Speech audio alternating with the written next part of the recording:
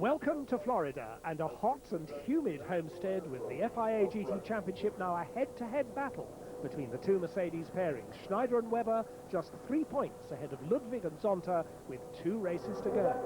In the last round in Austria, Zonta and Ludwig took the honours. And for the first time we saw the Mercedes team allowed to race with no holds barred, now that they've wrapped up the Constructors' Championship ahead of Porsche. Well, here at Homestead, they're on the rolling start lap now. In qualifying, Zonta has again picked Schneider for pole. Behind the silver arrows are the Porsches of Jörg Müller and Alan McNish, just ahead of the silver Paynos. And as they come off the banked oval, the pace car pulls away, the 2 silver Mercedes are there, so are the 2 whites. The race is on, and look at Alan McNish coming up the inside of Jörg Müller. McNish goes to 3rd place already. Schneider attacking Zonta down the inside, but Zonta has the lead. Schneider is 2nd, McNish up to 3rd place, Jörg Müller is 4th, and the Payne on 5th place as they go through the tight, twisting infield. Zonta pulling away already into a good lead. Meanwhile, behind the Paynos, it's the 2 blue V12 Mercedes. That's Maylander's car, just behind Jean-Marc Gounon's car, and we're riding with Schneider now. That's not smoke in the cockpit, that's dry ice to keep him cool, because it's very, very hot indeed. And ahead of Schneider is the silver teammate car, which is Ricardo Zonta. And remember, this is the championship between these 2 cars. Sawing away at the wheel. Look at that gear change as he goes up the gearbox in this 8 lightweight Mercedes Le Mans Coupe. 8 lightweight Mercedes Le Mans Coupe. But Zonta it is who leads. The car with red mirrors, the number 2 car. The car with yellow mirrors, the number 1 car, is Schneider in 2nd place. And the silver arrows fighting, not for the Constructors' Championship. Mercedes have already won that. They're fighting for the Drivers' Championship in this penultimate round in the United States of America. Zonta, Schneider, there he is in 2nd place, with the 2 Porsches, McNish leading Müller 3rd and 4th. Once more, down the gearbox goes Schneider, turning the car into that tight left-hander, piling on a little bit of opposite lock as he goes through the tight sweeps. 2nd gear here, now on the power as he comes onto the main straight, goes very, very close to the wall on the right-hand side of the car, back up through the gearbox once more, the dry ice keeping him cool. And as they go up to about 170 miles an hour on that short straight, that's Alan McNish in 3rd place in the Porsche, diving off the oval and back into the infield, twin puffs of flame from his exhaust as he comes down the gearbox. We're riding with McNish now, and a twitch ahead of him from Schneider. Schneider is right on the limit, and McNish is staying with them. Now, Porsche haven't won a race this year, but here on this tight, twisting infield circuit, this may be Porsche's best chance this year. We ride with the Viper of Carl Wendlinger running 3rd in GT2, and already the big cars are lapping them. That's the Marcos, the brightly coloured Marcos in 2nd place in GT2, just lapped by Zonta. Marcos 2nd, Viper 3rd. There's a Viper leading, which is the Pedro Lamy car, and that's the Carl Wendlinger Viper moving up on the Marcos. This is the GT2 2nd place battle, and Wendlinger goes through. Wendlinger goes on the inside of the Marcos. In GT2 it's Vipers 1-2. Meanwhile, Eric Bernard in the Paynos is moving up. He's passed Jörg Müller for 4th place. Jörg Müller tucked in behind, and the Paynos is going wide. The Paynos goes wide, and Jörg Müller gets his 4th place back. Meanwhile, we're seeing a lot of smoke from one of the little GT2 911s. Franz Conrad's car, there it is, already in trouble, working its way, I think, towards the pits, and we're riding with Schneider once more. Down through the gearbox, Schneider in trouble! Schneider's sawing away at the wheel. He nearly lost that car then. Just managed to gather it up, a great sliding oversteering lunge towards the outside of the track. And all of that has seen Zonta move further ahead. Let's see that again. This is Schneider turning into the left-hander, and watch the back end of the car start to get away from him, steps out of line, just there. But he does gather it all together again, but that's put Zonta, the car with the red mirrors, there he is, further into the lead. Zonta 1, Schneider 2, the 2 Mercedes, but Schneider has made a great recovery from that. Schneider now starting to close up, and we've got spots of rain here. It's clouding over, it's starting to look black overhead, and Schneider is determinedly making up for that mistake.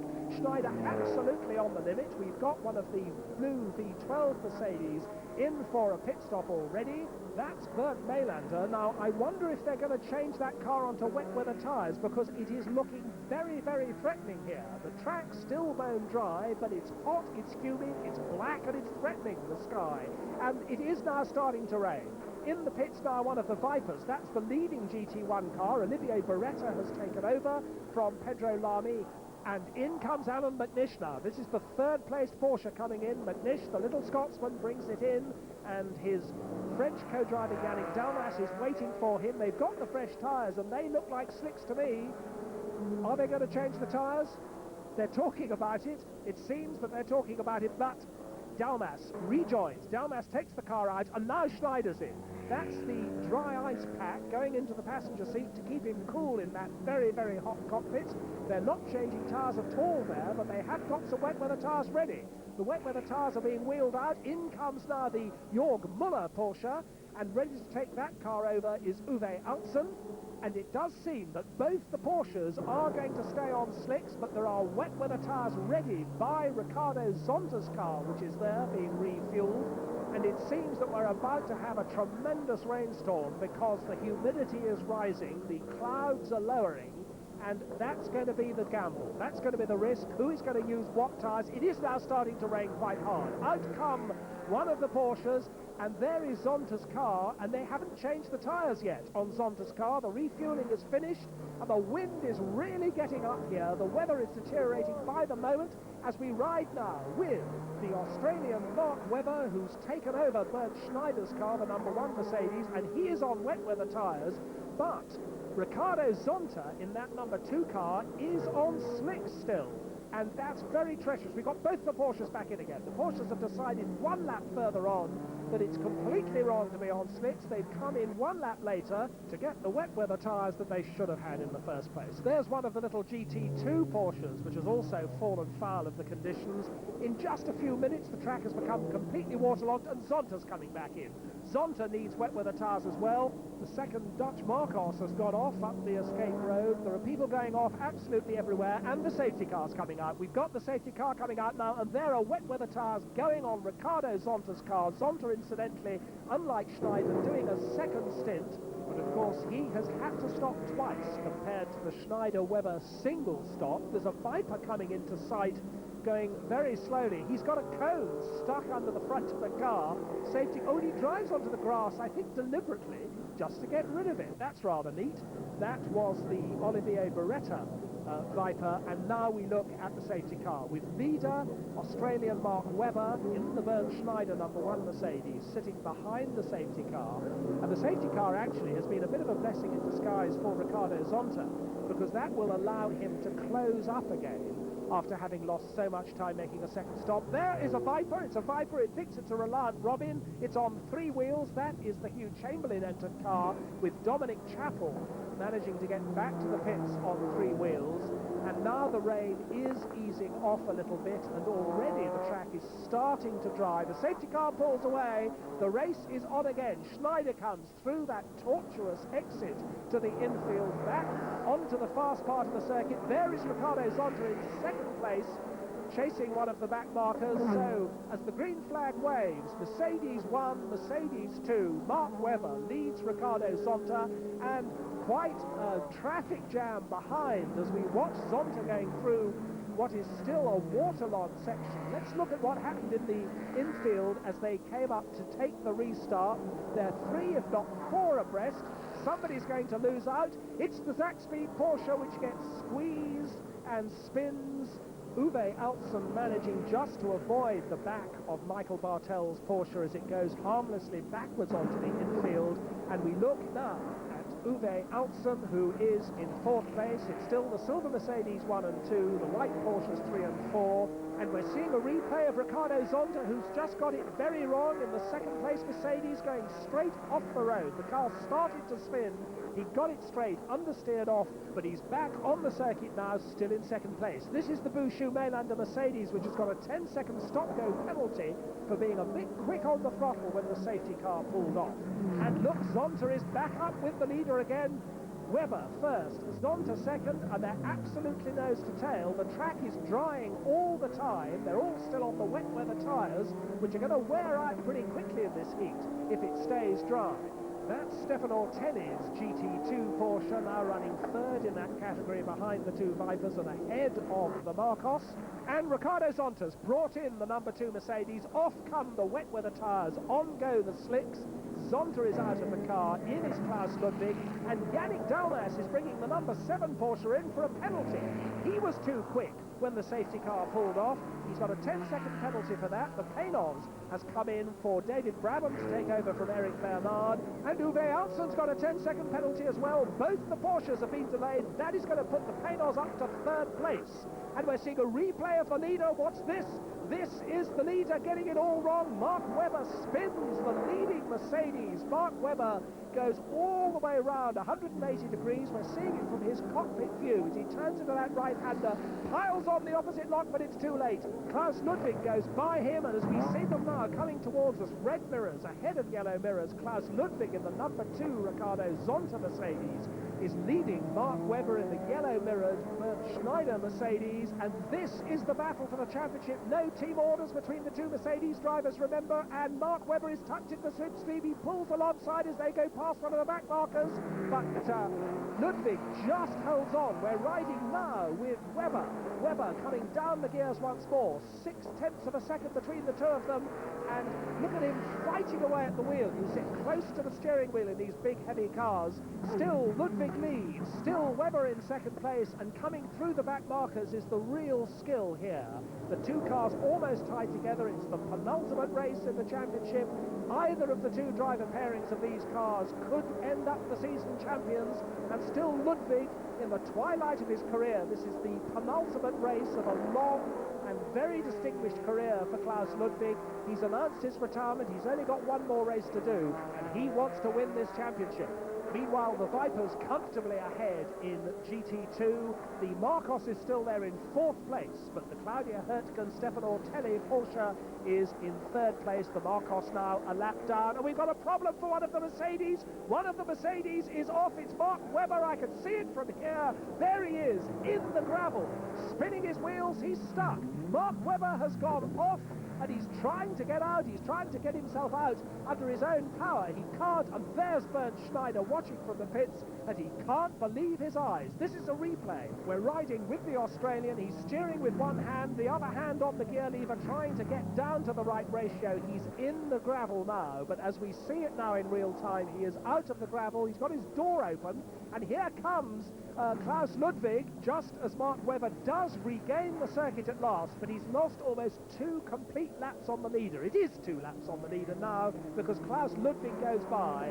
Lots of gravel coming off Mark Webber's car, but Ludwig, still in the lead, is now 2 laps ahead of Mark Webber. The Panos is up into 2nd place, a tremendous performance from the American car. The Panos is 2nd, the 2 Works Porsches, there is the Panos indeed, thundering on its front-engine way in 2nd place, the best position I think we've ever seen it in an FIA GT Championship race. The 2 Porsches are 3rd and 4th. Somebody's lost a wheel. It's the GT2 Porsche. That's the Patrick Voyame car. But here are the 2 Works Porsches running very close together in 3rd and 4th places. Yannick Dalmas just ahead of Uwe Altson. So it's Mercedes 1, Panos 2, Porsches 3 and 4, and Mark Webber running in 6th place after that disastrous spin with an awfully long way to make up. In the pits now, one of the Vipers, that's Pedro Lamy, getting back into the leading GT2 Viper, taking over from Olivier Beretta. The front tyres, or at least the front brakes, look extremely hot. Nobody seems to be particularly worried about it. They don't want to put a fire extinguisher on it if they can help it, because that won't do the brakes any good. They're just trying to blow it out. but it does seem to be very hot indeed in that front right-hand wheel. It's the wheel burning, it seems, as well as the brakes, so they are now putting a fire extinguisher on it, but I think that's not going to prevent the car from getting out once more. There are the two Mercedes in first and sixth places. There's Klaus Ludwig in the number 2 car, now clearly out on his own, and the Paynos is running tremendously well. There it is, about to lap one of the V12 Mercedes. The Paynos with David Brabham at the wheel in a magnificent second place. And David Donohue's brought the second-place Viper into the pits. They've got a problem with that car, I think. Problem also for one of the Person Mercedes. That's the Bushu Maylander car. They got the back off that. So problems there. And Webber has unlapped himself, one lap at least, on the leading Mercedes. Their yellow mirrors ahead of red mirrors means that Mark Webber has now passed Klaus Ludwig, but they're still almost 2 complete laps apart, still in first and sixth places. Yes, they're wheeling away the number 52 Viper. That's a rare retirement for these normally very reliable V10 8-litre cars. The Paynos, with that distinctive frontal aspect, turns its way into that long right-hander. David Brabham working away in what must be a very hot cockpit, but going extremely smoothly and well in a magnificent second place. V8 Thunder from the Paynos, third and fourth, of course, the Porsches, and there you see the gap between the two leaders, only 45 seconds between Klaus Ludwig in the lead and David Brabham in second place. Yannick Dalmas third, Uwe Altzen fourth, but at the moment, with Mark Webber languishing down in sixth place, it's looking very good for Klaus Ludwig and, of course, for Ricardo Zonta as far as the championship is concerned. In this, the penultimate round, Klaus Ludwig's Mercedes leads comfortably.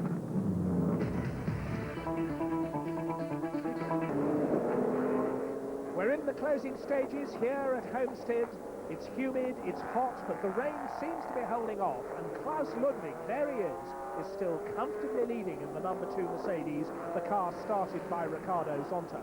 But Alan McNish is back in the number 7 Porsche. He's absolutely flying, and he's now caught up with Eric Bernard, who's taken over the Paynos from David Brabham. There's the Paynos in second place, about to swallow up a back marker.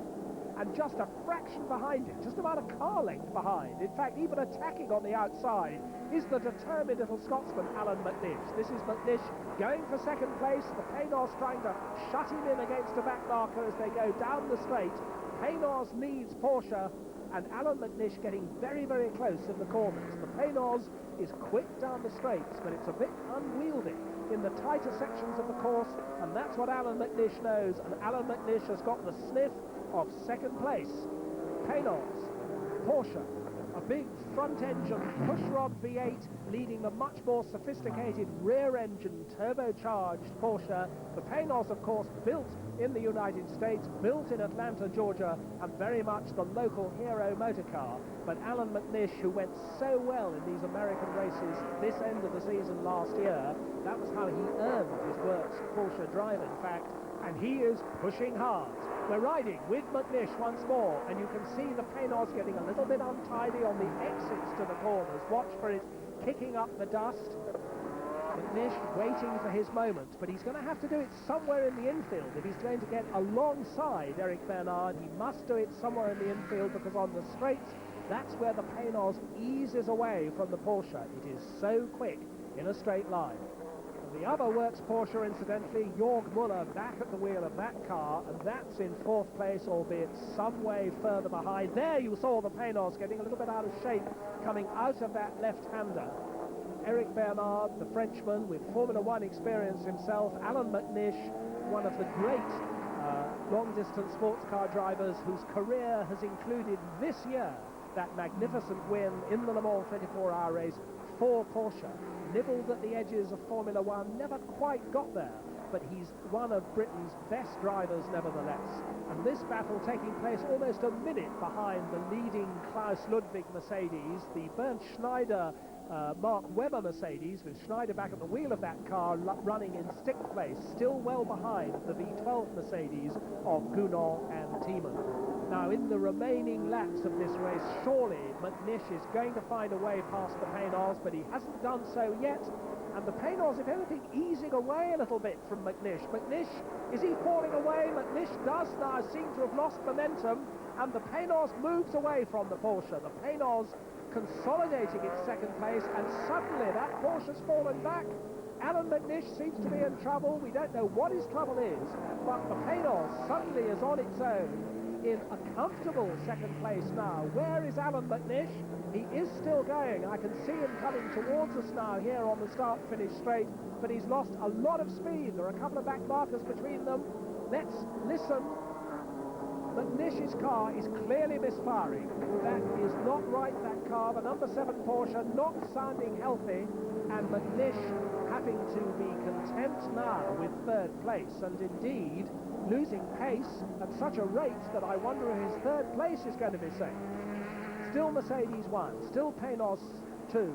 We're riding now with Bernd Schneider once more, with the dry ice still doing its job of keeping that cockpit cool. Bernd Schneider very frustrated, no doubt, to be right down in 6th place. In fact, it's 5th now. He's passed the V12 Mercedes, and Bernd Schneider is up to 5th place, and indeed he's on the tail of Alan McNish. Now McNish is still in 3rd place. There is a lap between these two cars, and if he passes Alan McNish, which I'm sure he's going to be able to do with some ease, because McNish has certainly slowed down, that isn't going to change Schneider's position.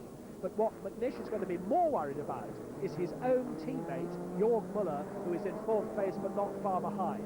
Schneider lining up to pass McNish. He's going to do it very easily as they go down the straight. That's the indication that all is not well with the number 7 Porsche. As Schneider goes walking past it, Schneider still in 5th place, McNish still 3rd. And the Pénos has gone off. The Pénos is in the barriers. Eric Bernard has buried the Pénos, the second-placed Pénos, deep in the tyre barriers. He's trying to reverse it out, I think. Yes, he's got the car going again. He buried that car in the barriers. What a shame. Lying in 2nd place, Eric Bernard sharing the car with David Brabham. The front is badly damaged, but he's running.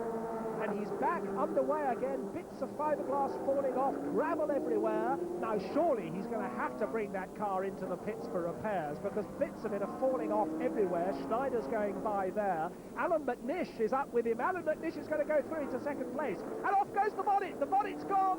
The bonnet has gone. And McNish has gone by into 2nd place. That Pénos is still in 3rd place. It's trailing the wiring of the headlights.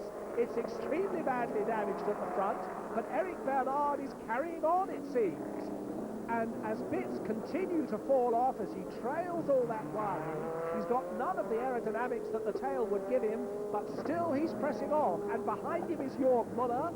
The Pénos is still in 3rd place in its damaged state. Jörg Müller is behind him, closing fast, and Jörg Müller's on his tail, but Eric Bernard's fighting him off. Eric Bernard does not want to lose this podium position. The Pénos drives on, lacking its front bonnet, trailing its headlight wiring, and still Jörg Müller is behind and hasn't got past it yet. Without its bonnet, it's still picking a straight line. Now Jörg Müller is alongside. Jörg Müller forces his way through on that tight left hander. Jörg Müller goes 3rd. The Pénos is pushed down to 4th. It's Mercedes 1, Porsche 2, Porsche 3. Pénos still battered and bruised, but fighting on in 4th place. There's wreckage all over that back straight, where bits of the Pénos bonnet are still in the middle of the road. There's one of the Vipers. That's the Petro Lamy car leading GT2. And now into the pits does come Eric Bernard. He did a couple of laps in that situation. He decided he was going to have to come in once he'd lost 3rd place. They've got another bonnet ready, but of course the mounting points of that bonnet may still be very badly damaged. They may not be able to get that bonnet off. Now there's Bernd Schneider, and with the Pénos in the pits, Schneider is up to 4th place, and that has a championship point significance for him. Bernd Schneider up to 4th, and we've got a different Porsche coming through in 2nd place. Jörg Müller has indeed caught and passed his teammate Alan McNish. There is McNish in 3rd place, but still snowing. There is our leader, Klaus Ludwig, a lap or more ahead of absolutely everybody else, and they're getting the Pénos bonnet back on. Lots of sticky tape, rather homemade it looks, but he's back in the race. Out goes Eric Bernard once more, and all of that incident has only lost him 2 laps, but he's now down to 6th place. Here is our leader, Klaus Ludwig, lapping Alan McNish. third-place Porsche is lapped by leading Mercedes, and Eric Bernard is in sixth place. As I say, it could so easily have been second, but for that mistake which sent him into the tyre barrier. It was nearly the best result ever for the Paynos in FIA GT racing. Well, this is going to be the best result possible for Klaus Ludwig and for Ricardo Zonta. The young Brazilian started the race in the number 2 Mercedes, but for more than half the distance it's been driven by the veteran German Klaus Ludwig, and he's now on the final straight. The checkered flag is waiting. Klaus Ludwig weaves in delight as he comes over the start-finish line to win. There is Ricardo Zonta watching in delight from the pit lane. Klaus Ludwig and Ricardo Zonta win the penultimate FIA GT race of 1998. Porsches are second and third. Alan McNish pushed down to third in the closing stages. Jörg Müller brings his car home in second place, and there's our GT2 winner. That's Pedro Lamy, the young Portuguese. 7th time this year that the pairing of Lamy and Beretta have won GT2. Stefan Otelli and the German girl Claudia Hürtgen are second in GT2 in their Porsche, ahead of that gallant Marcos. And so the GT1 Drivers' Championship goes all the way down to the wire, to the final round in Laguna Seca, California. That's 9 victories for Mercedes this season, a clean sweep. The two Works Porsches in second and third did look more competitive this time, and they've got one final chance to prove themselves and end Mercedes' unbeaten run. That's at Laguna Seca. The drivers' battle is going all the way. Klaus Ludwig and Ricardo Zonta enter the last race with a 4-point lead over their teammates. But Bernd Schneider won't give up his crown without a fight. Expect excitement in California. Still to come today, that important... Involving a spectator.